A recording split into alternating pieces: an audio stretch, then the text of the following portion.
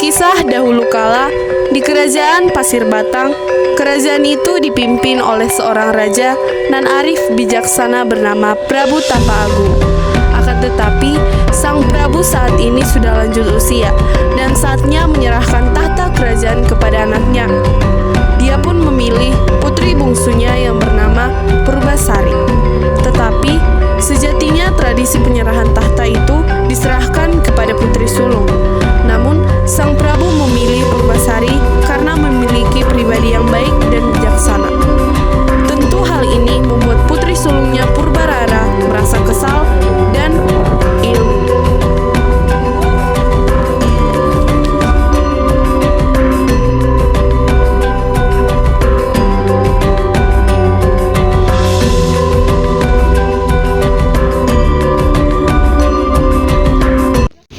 Di sisi lain, Purbasari sedang berjalan-jalan di pasar yang berada di dekat istana. Dia melihat penjual sayur. Ia menghampiri sang penjual tersebut. Purbasari, beli sayur ini dong. Di saat itu juga ada seorang pembeli yang ingin membeli sayur. Lah, bukannya kedudukan tata kerajaan diberikan ke anak sulungnya? Aku tidak tahu. Ayo Bang Putri. Bersama tunangannya, yaitu Raden Indrajaya. Bagaimana ini? Tahta kerajaan akan diambil oleh Purbasari dan aku tidak akan dapat apapun. Bagaimana ini? Kamu tenang saja, aku punya ide. Kita akan pergi ke dukun yang paling sakti di sini. Ide yang bagus. Mereka pun menemui seorang dukun sakti bernama Nironde untuk meminta suatu ramuan. Ada apa kalian kesini? Kami ingin membuat Purbasari mengalami luka-luka dan juga rasa sakit pada malam hari. Oke, tunggu sebentar. Berikan obat ini dan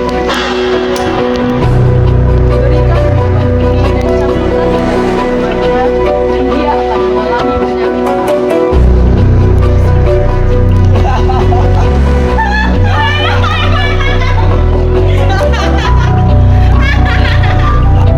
Keesokan harinya, Purbararang mencampurkan ramuan itu ke dalam minumannya Purbarari.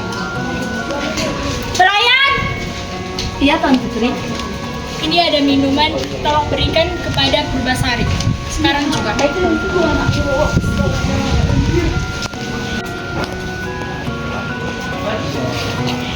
Ini Tuan Putri. Terima kasih ya.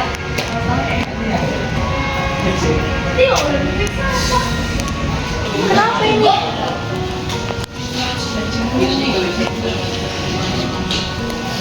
Kau tahu yang kau itu? Ayah, lihatlah putrimu Purbasari. Dia sedang mengalami luka-luka. Mungkin itu akibat kutukan dari nenek moyang karena ayah sudah melanggar peraturan yang berlaku sebagaimana mestinya, yaitu biasa karena sebaiknya tahta kerajaan itu diberikan kepada aku. Padahal ayah memberikannya untuk Purbasari. Padahal itu seharusnya untukku. Benar ayah. Sepertinya perkataannya dia benar. Sebaiknya kita mengikuti perkataannya. Ayah, aku punya ide. Bagaimana kalau kita menyingkirkan Purbasari ke sebuah hutan? agar penyakitnya tidak menyebar ke seluruh kerajaan kita. Baiklah. Oh, monyet teman.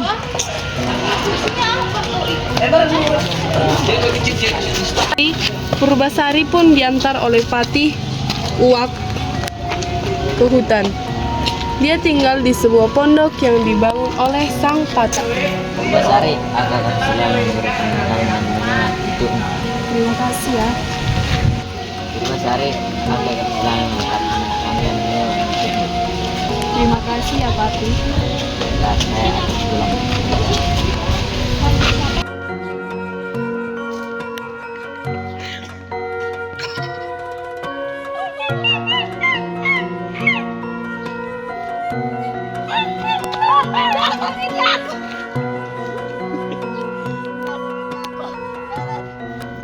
Ya.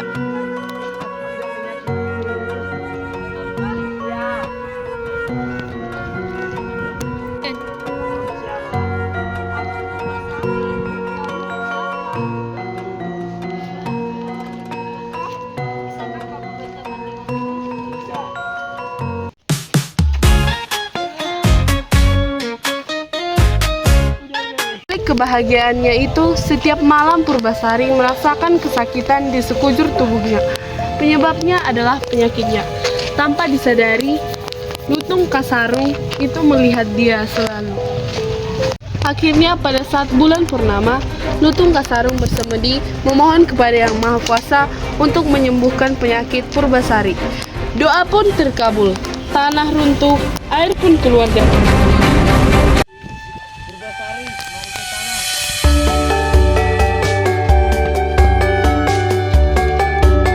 Bersihkan tanganmu pakai air ini, maka kamu akan sembuh. Benarkah begitu? Benar.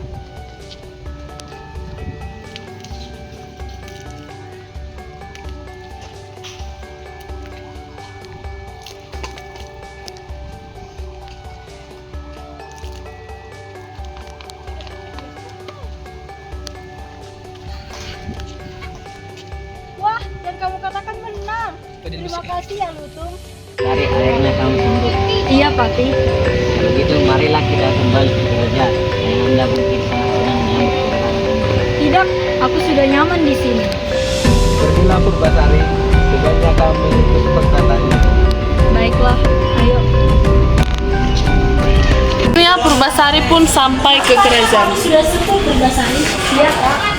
Kamu ngapain dari sini? Tapi aku disuruh pasti.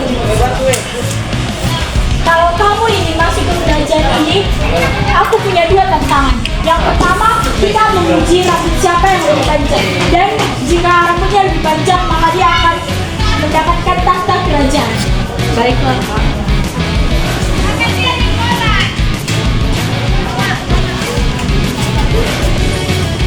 Selanjutnya kamu.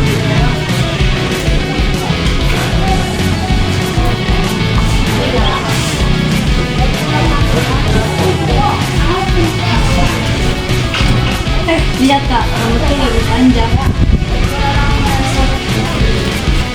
Tantangan yang kedua. Yang kedua, kita adu ketampanan dan kegantengan pasangan. Pasanganku tinggi, ganteng, manis, dan juga gagah. Pasangan kamu mana? Itu Kak.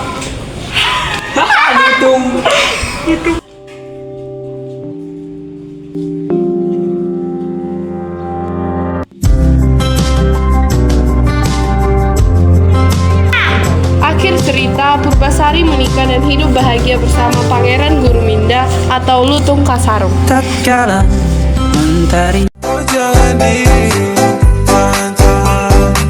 aku tahu tipamu yang berandalan. Jangan komplain soal keadaan, bintang 5 tapi ku bukan ancaman, ku bukan polisi.